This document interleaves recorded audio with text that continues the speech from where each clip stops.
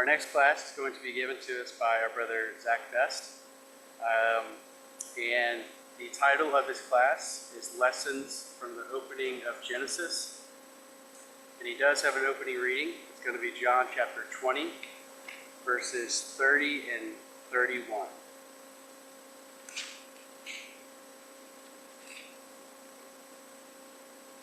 So again, John chapter 20, verses 30 and 31.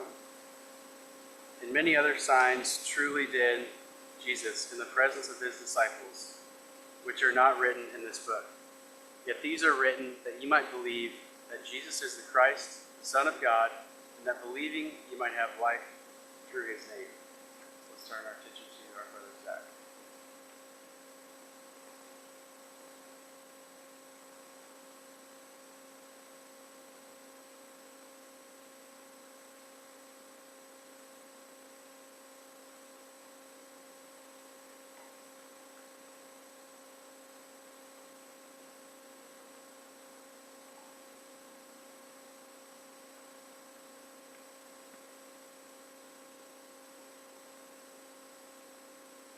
Just getting all mic'd up here. A couple elements first. I'd like to extend a thank you for the invitation to come out. It's certainly great to see many familiar faces. There are some new faces. Oh yeah, there you go. I'm also the not as fancy AV person in our ecclesia, so I certainly appreciate all the AV tech help for sure.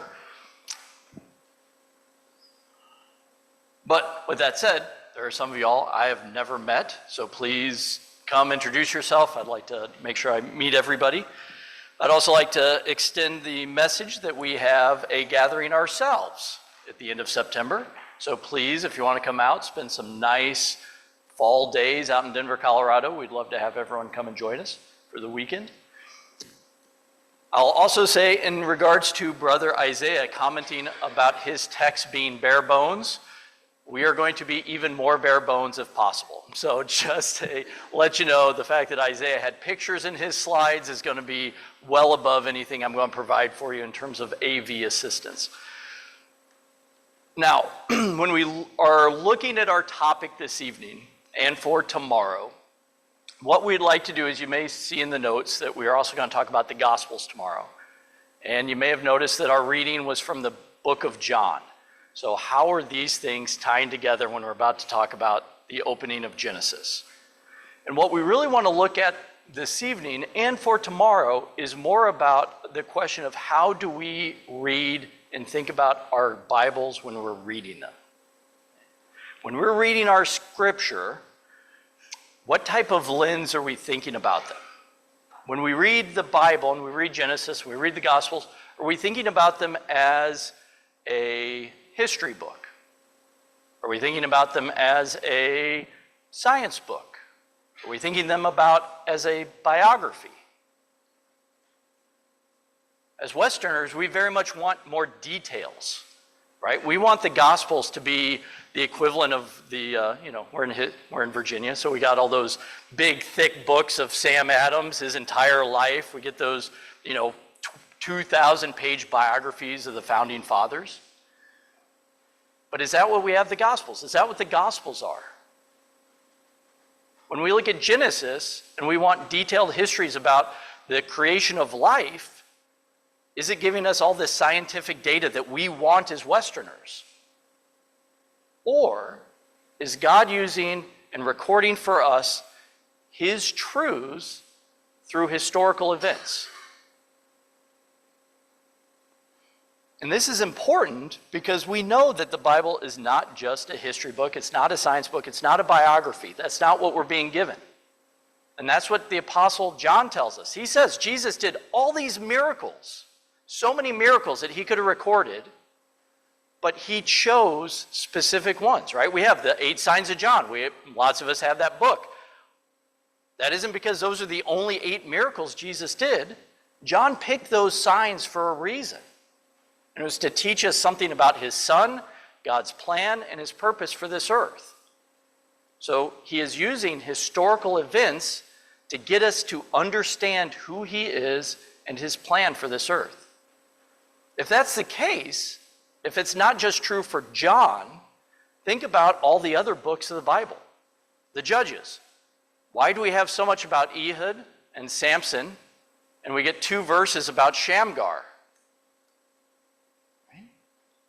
We think about, that's true of the kings. We think about even the patriarchs. Abraham, we have a lot. Jacob, we have a lot. How much about the life of Isaac? And that's intentional. So the writers are trying to teach us things about not just what they provide for us, but it also means the structure and the organization, what they include, what they don't include, how they put things together is important. And I think when I read Scripture, I don't always think about it that way. When we read a book, we don't always necessarily ask ourselves, why did John put these 2 signs next to each other? Why is this what he chose to record? Why does he put so much emphasis on the raising of Lazarus? And that's not in any other synoptic gospels. And there are reasons. And we have to think about those things. And they're topics that we should wrestle with, we should wrangle with. And we have to not always come up with answers as to why, but we should at least be willing to ask the questions. So what we're going to look at here first is to look at the first 11 chapters of Genesis and look at some very big structural overview ideas that are present in the book. And these are things that I'm going to say I did not recognize till folks brought them to my attention. These are all things that you all may be comfortable and aware of, but we're going to see what we can come together with. So let's go over to Genesis chapter 1, and let's ask the question, what are these passages trying to tell us? So Genesis 1, right, memory verses 1 and 2. In the beginning, God created the heaven and the earth. The earth was without form and void. The darkness was upon the face of the deep, and the Spirit of God moved upon the face of the waters. So verse 2 tells us that the state of the world prior to creation was without form and void. Now in the Hebrew, this has a repetition in sound. Okay, it's tohu va bohu. Don't judge my Hebrew, please. And these are pretty rare words in Scripture, and they only appear together one other time, and that's over in Jeremiah.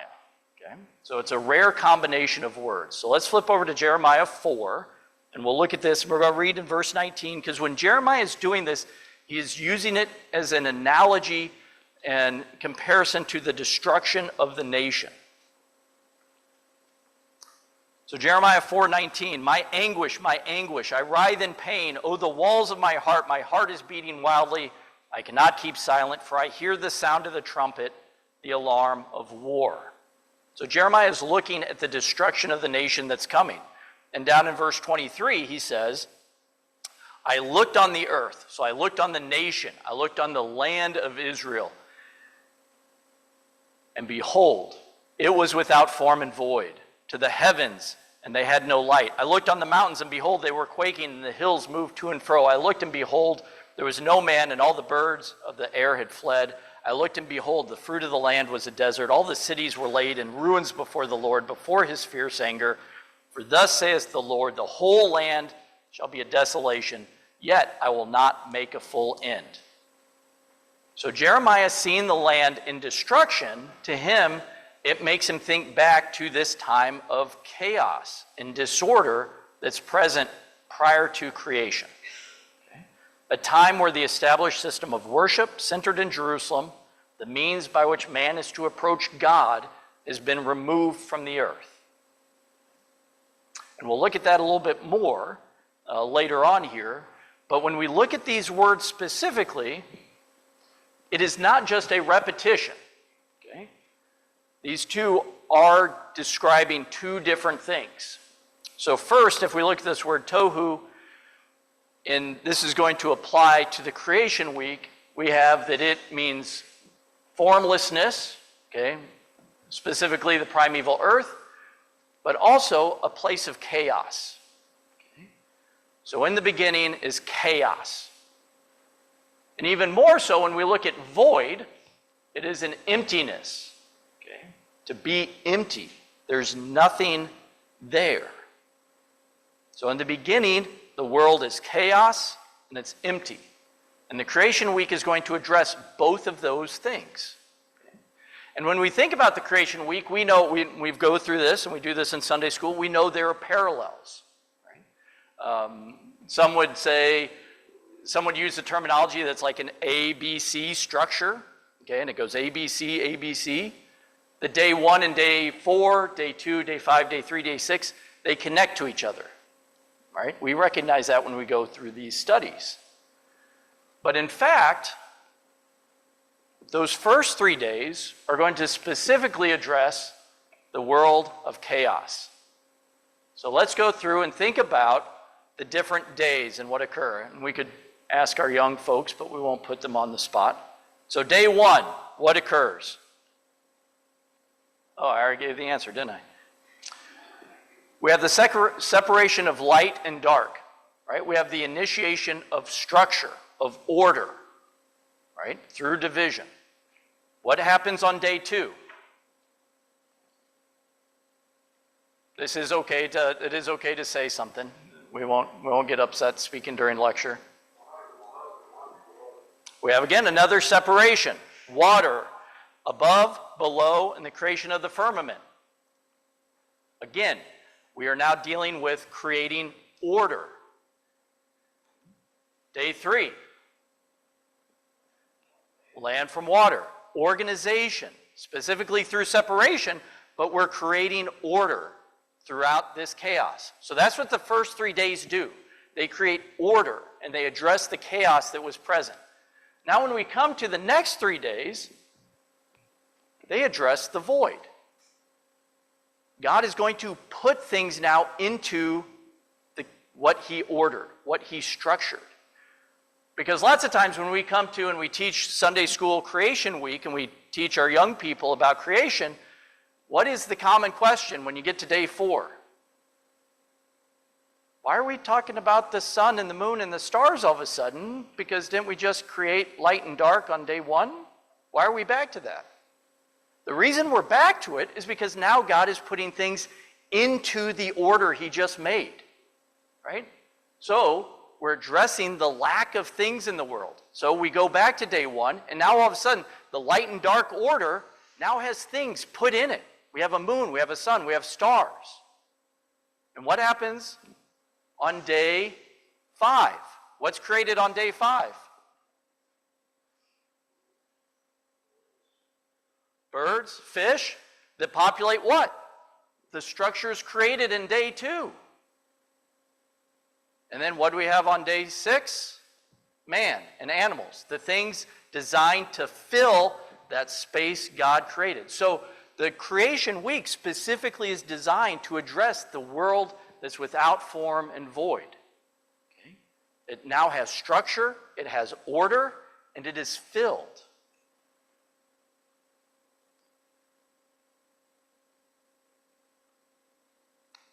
And what is the culmination of the creation week? The culmination of God ordering, of God filling the world is rest, a Sabbath rest. And as we read this chapter, I often focus in, we get to this 7th day of rest. I think about it from God's perspective, God's point of view of God resting. What does that mean? What about from the creation's perspective? For man, how long has man been around? 2nd day of existence. You get to experience a day of Sabbath rest with the Lord. How beautiful is that image? The culmination of what the creation week is building to is a day of rest with God. And so already, just saying that out loud, we automatically jump to what?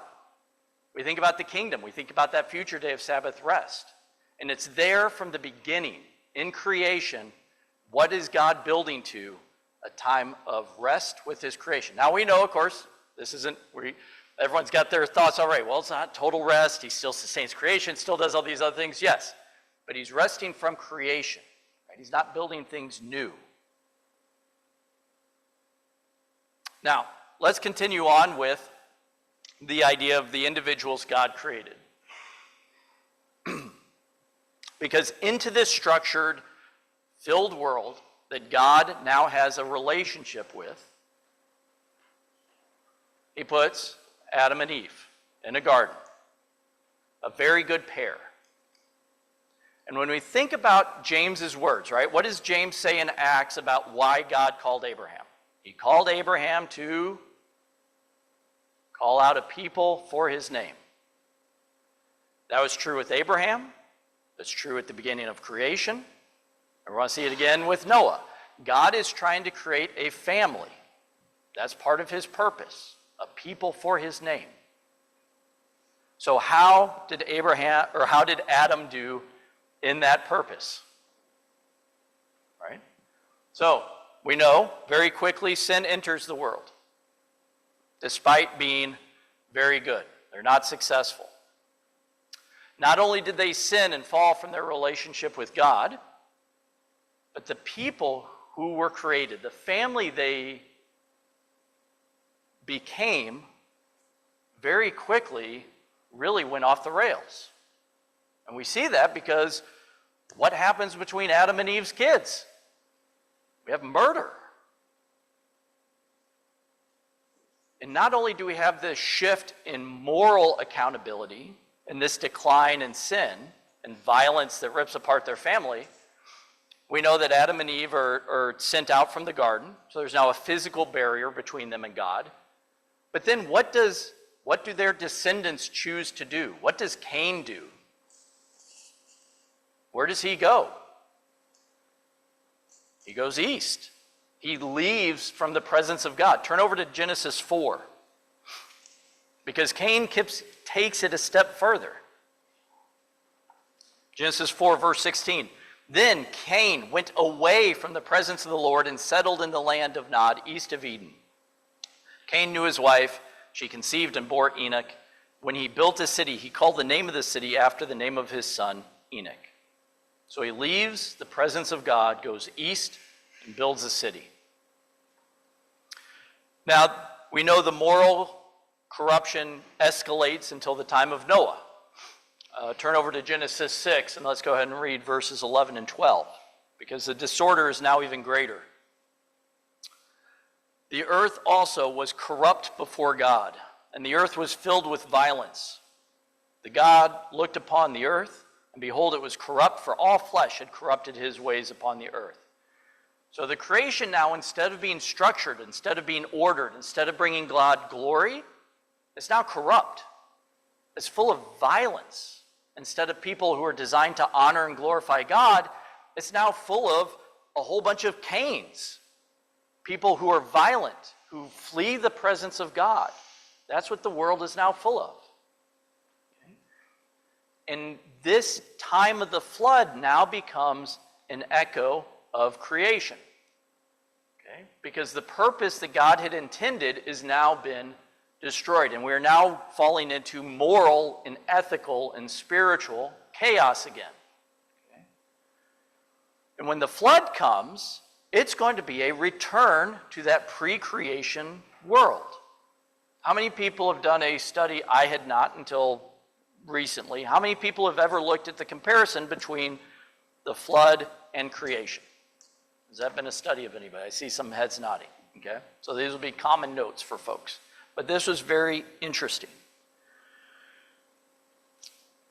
So let's look back at our list of creation days, because the flood is specifically going to undo what God structured in creation. Let's turn over to Genesis 7, verse 11. Because how does the flood begin? The same day were the fountains of the great deep broken up, and the windows where heaven were opened. So the order and structure of the firmament and the waters is disrupted. Day 3 is undone. Jump down to verse 19. And the waters prevailed exceedingly upon the earth, and all the high hills that were under the whole heaven were covered. What is that? That's day 3. So the structure of creation is being undone through the flood. Okay? And as we go and look at the flood receding, we're going to have the events of creation echoed again. Okay? And this structure and this order is going to be reestablished. So let's look at Genesis 8. Right? And God remembered Noah and every living thing and all the cattle that was with him in the ark. And God made a wind pass over all the earth, and the waters assuaged. So, what was the beginning of creation? Before that, when there's chaos, what happens first? The Spirit of the Lord is upon the waters. So, what do you think? What's our Hebrew word for spirit? What do we think our Hebrew word is for wind? Right? So, in the beginning, the Spirit of God is upon the waters. In the flood, before the waters recede, the wind, the breath, the Spirit of God, again, moves upon the waters. Genesis is wanting us to compare the flood to creation. Verse 2. And the fountains also of the deep and the windows of heaven were stopped, and the rain from heaven restrained. So what's that? It's day 2 again. Right? The waters are no longer breaking through. The firmament is reestablished. Jump down to verse 13. The waters were dried up from the face of the earth, and Noah removed the covering of the ark and looked, and behold, the face of the ground was dry. So what's that? It's day 3. Okay. So the record is purposefully bringing us back to these same days of creation. And it does the same thing, because what happens next? Let's read verse 15. And God spake unto Noah, saying, Go forth of the ark, thou and thy wife and thy sons' wives with thee, and bring forth with thee every living thing that is with thee, all the flesh, both of the fowl and the cattle, and every creeping thing that creeps upon the earth, that they may breed abundantly in the earth, and be fruitful and multiply upon the earth. And Noah went forth, and his sons and his wife, and his sons' wives with him, every beast and every creeping thing and every fowl, whatsoever creeps upon the earth, after their kind, went forth out of the ark. So what is that? Right? That's day 6. Okay. Now, if we are then bringing the creation week and the flood are being brought together, then inherently, who are we going to compare? What does the record ask us to put and compare together? Adam and Noah, right? That's what it's wanting us to do. All right, so again, we keep in mind God is trying to create a people for his name. And we know all the things about Adam, that he was very good, put in the garden in a position where they did not fulfill those requirements. Ultimately, he hides from God. He has a curse upon his descendants, and yet there's a blessing upon the seed of the woman. Okay. Now, what do we find when we come to Noah? How is Noah described? Okay. Because now God, instead of working with a very good pair that he has created, who does he work with? That didn't work, right? A very good individual was not able to create a family. He had kids that murdered each other. All right, we're starting fresh. What are we doing now? Who are we working with? Let's pick out, who would we pick? Let's turn over to chapter 6, verse 9.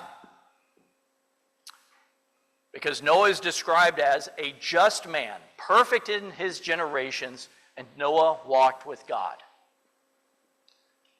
Chaos, violence everywhere. And we know there are righteous people during this time, but the account makes it sound like Noah is it, right? We know he lived a very long time. He overlapped with some of his parents and his grandparents that likely were righteous.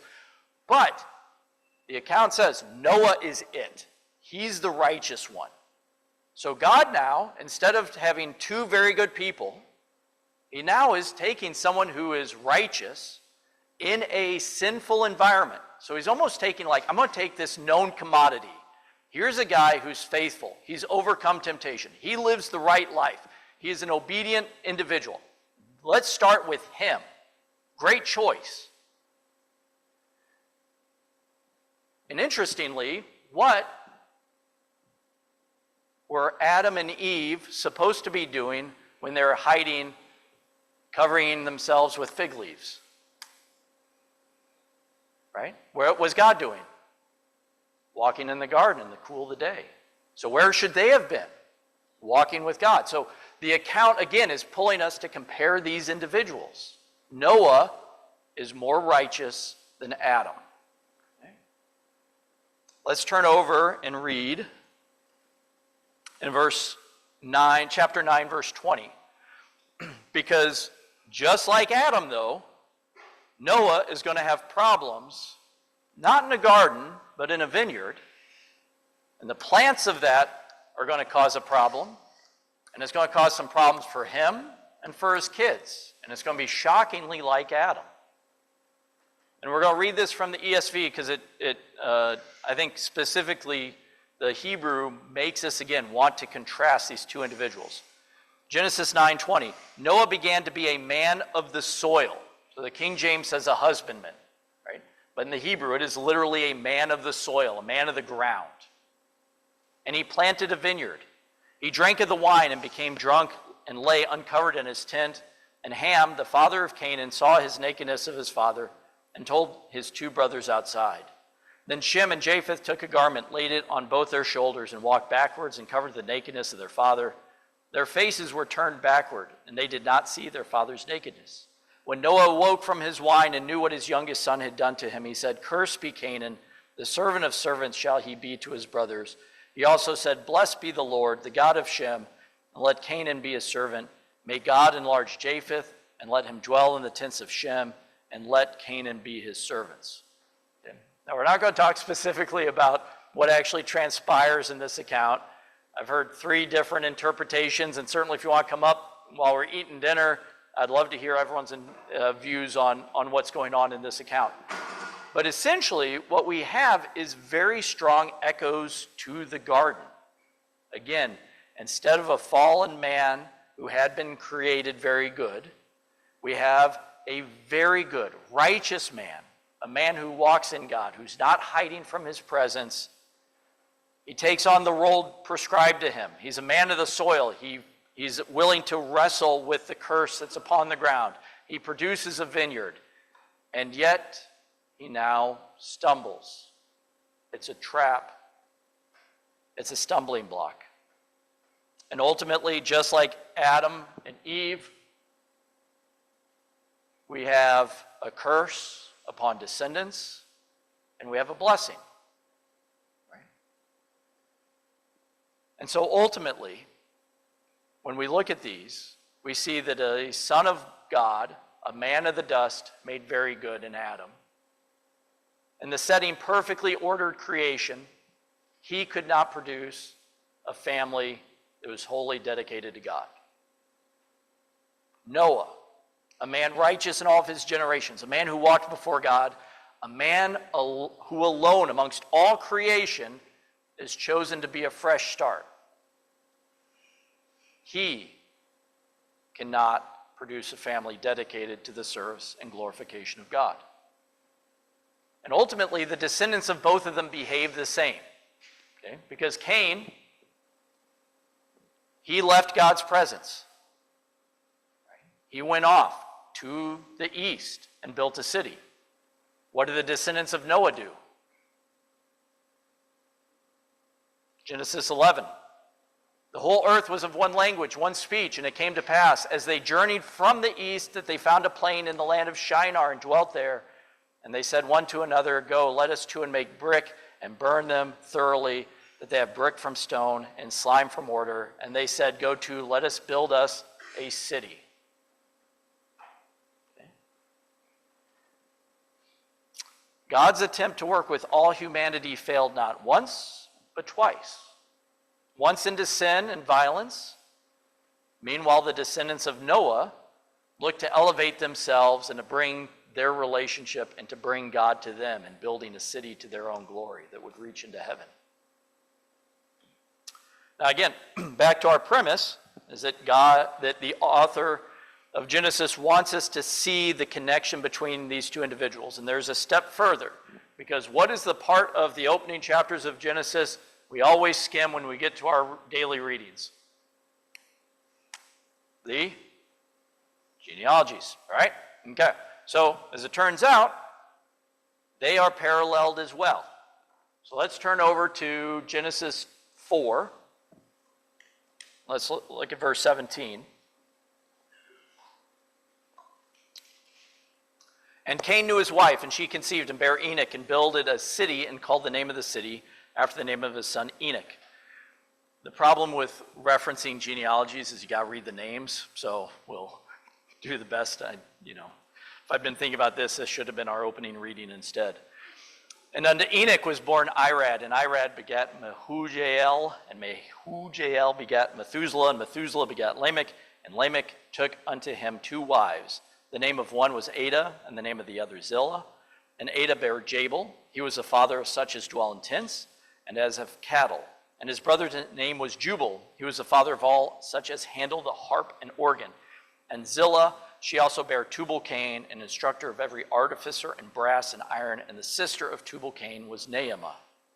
So here we have a genealogy, but it's not linear.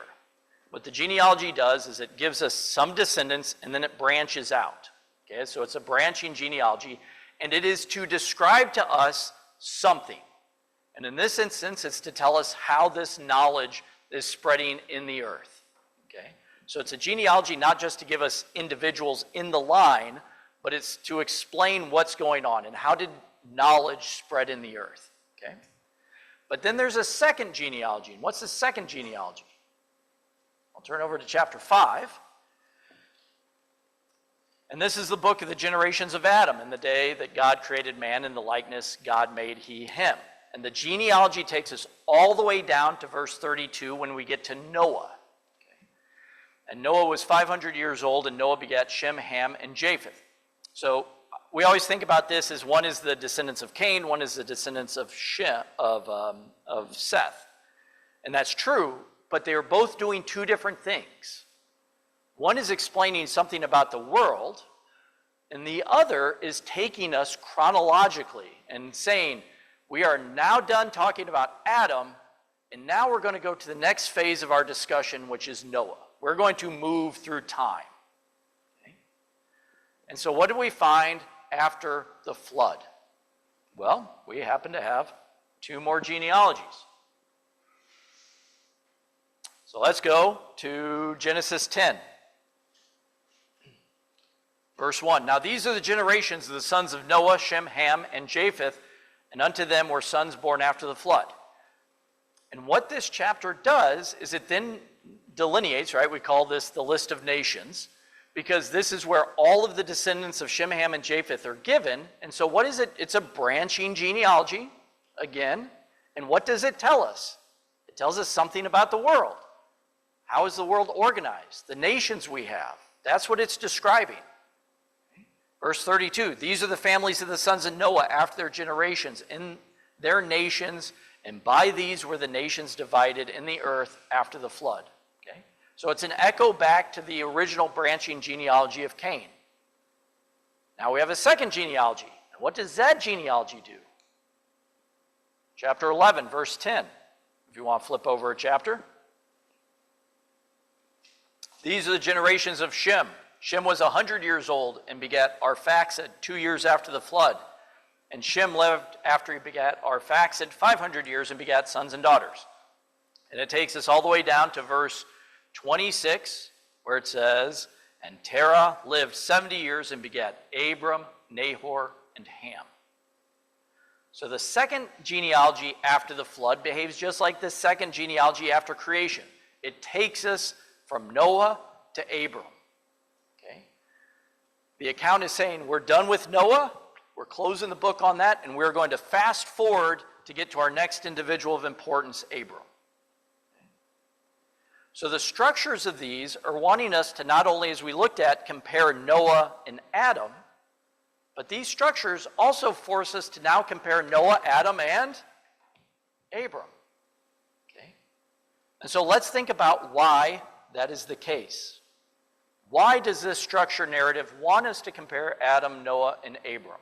Okay. Because these men are tied together strictly by the structure of the first chapters of Genesis. So what are some lessons that we can take from this? Why are these three men, why are we supposed to compare and contrast? And there are lots of comparisons and echoes and things you can look at in Abraham's life that tie back to the flood, that tie back to creation. There's lots of things that are tied up in Abraham's life that do the same thing. So as first, each of these individuals is selected person as God works with his creation to create a people for his name. I don't think there's any great surprises on this slide, so we'll just jump to the end. So I don't have to worry about clicking, and I don't keep playing with this clicker as I'm talking. Despite there being many righteous individuals during this era, and we know there were, it wasn't just Noah wasn't the only one, we are faced with the fact that both Adam and Noah failed in their attempt to be a source for the creation of the family of God. Despite their qualifications, again, one made by God, one the Son of God put into a good world, the other, the lone righteous individual of his era, the world after them, nevertheless, turned away from God, did not follow God's commandments, and moved away from his glory, both morally, spiritually, and in the sense of the garden, literally. Right? Cain left the presence of God. And so Abram represents a change in the plan and how God works with his creation. Instead of working with one individual who will then produce a humanity that follows God, God is now taking one individual out of humanity to use him to produce a family that blesses all of creation. Right? And if we think about that calling of Abraham, how it is a reversal of the process of how God has been working, think about his calling. What is he doing? He's doing the reverse of what everyone has done after the flood, after the garden.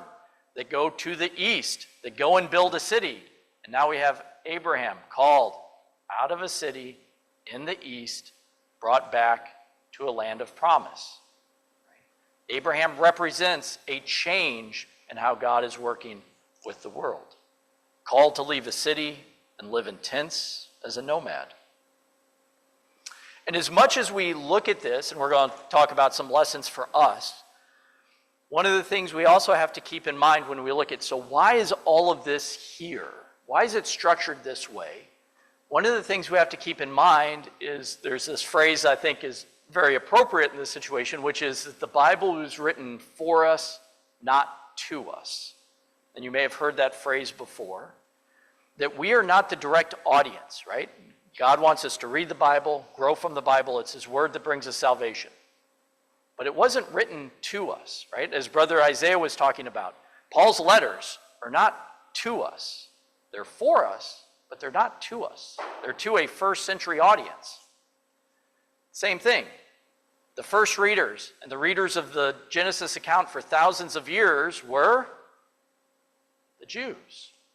And what did the Jews need to understand? Why is this structured this way for a Jewish audience? Because this explains what? Why them? Right?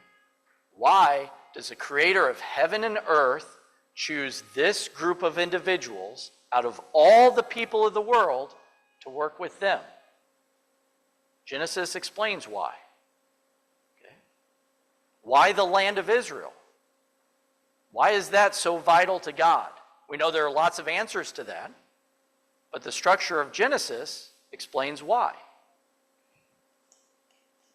So it helps them understand why they are his people. And that was important for them for thousands of years, to understand that they were different because of God's calling. Now, Genesis also clearly gives qualifications for Adam and Noah to be the beginning of God's family. Why he made Adam, he chose Noah. What qualifications are given for Abram? Right. We can surmise, we can imply, we can understand right? We backfill the story as to what type of person Abram was. But all that Genesis 12 gives us is what? The Lord said unto Abram, get thee out of thy country, and from thy kindred, from thy house, unto a land I will show thee. There's no statements about Abraham's qualifications. There's no statement that he's more righteous, he's more faithful, he does anything else more than anyone else at his era. He is seemingly an individual plucked out of history for this purpose. Now we know that he's obviously a chosen vessel. He's a man of faith. God knew who he was. But that's not what the account tells us. The account tells us that God called him and he responded in faith. And so this should make us think about our own position. Because now Abraham, we know, is the father of all those faithful. He's our father because we are in the same position. We have been offered the gospel. We've been offered the word of life. We have been offered a calling to come out. And what is our position? How do we respond to that offering? Do we respond in faith? We need to respond as did Abraham to that call. And now that also means that even though God continues to work through Abraham's descendants, Isaac and Jacob and the 12 tribes and the nation of Israel, and that they continue to be his people, it also reminds us that it's a lesson that the disciples are going to learn. It's a lesson that the prophets are going to harp on, that ultimately being a son of Abraham isn't what leads to salvation. Just like being a descendant of Adam, being a descendant of Noah, that did create the family of God. Family lineage isn't what's important. What's important is how do you respond to that offer of the gospel, and do you respond in faith? Now, there are lots of other parallels, but just for time, I think we're up to time. Brother Perry said I could go for an hour and 20 minutes, but I thought before dinner, that's probably a tough ask, and I would probably get winded before I got there. So last point is when we think about this idea here in Genesis 1, that the culmination of the creation week is ultimately a Sabbath rest. Even after the flood, when we have the echo of the creation week, we end with what? God hanging up his bow in the sky. Same word for a bow and arrow, right? In the Hebrew, just like in the English, it's a bow. God hangs his bow. His weapon of destruction is no longer in use. It's now a symbol of peace, a symbol of that relationship. So even after the flood, we have an echo back to the Sabbath rest of day 7. And ultimately, it reminds us that God's purpose is a structured and ordered world filled with people who reflect his glory, reflect his holiness, people with whom he can create with, people that God can walk with, people God can labor with, people with whom he can rest and Sabbath with. And all those concepts are present in the beginning of these chapters of Genesis. And we know that is a huge overarching theme for Scripture. How does God have that relationship with his people? It's there in the Old Testament law. It's in Leviticus. It's in Solomon's temple. All of these elements are about God dwelling and interacting with his people. We get to the New Testament. One of the big themes in the book of John is that ultimately Jesus is the new temple. He is the new meeting place between God and man, is centered in Christ. Paul picks up that idea, right? Romans 3, he calls him, our great King James word, propitiation. Right? He is the mercy seat. He is the meeting place. This is very much a continual concept that we are supposed to be focused on, that ultimately God's desire is to have this interaction with his creation. And that's what he is working towards. That's what we have been called for. Let's turn over to Revelation 21. Because what we start with in the very beginning of Genesis takes us all the way to the end. This is a passage I know Brother Jerry likes. But we see, and oftentimes when we read this section, we think about all the symbolism and the nations and the oceans and all these other things. But it's still going back to this same idea of what God was trying to accomplish in the beginning. A place to interact with his people. Then I saw a new heaven and a new earth, and the first heaven and the first earth had passed away, and the sea was no more. And I saw the holy city, New Jerusalem, coming down out of heaven from God, prepared as a bride adorned for her husband. And I heard a loud voice from the throne saying, Behold, the dwelling place of God is with man. He will dwell with them, and they will be his people, and God himself will be them as their God.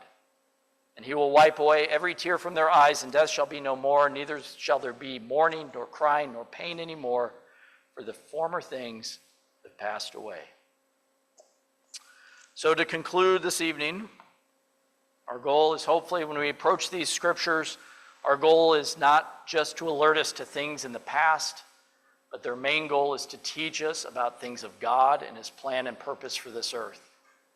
Genesis is not a history book. It's not a biography that began the world, but instead a history that emphasizes God's desire to dwell with his people on the earth and to explain why the children of Israel are God's people and why from the very beginning of creation, man's hope is to dwell and walk with their Creator in peace and rest. Thank you.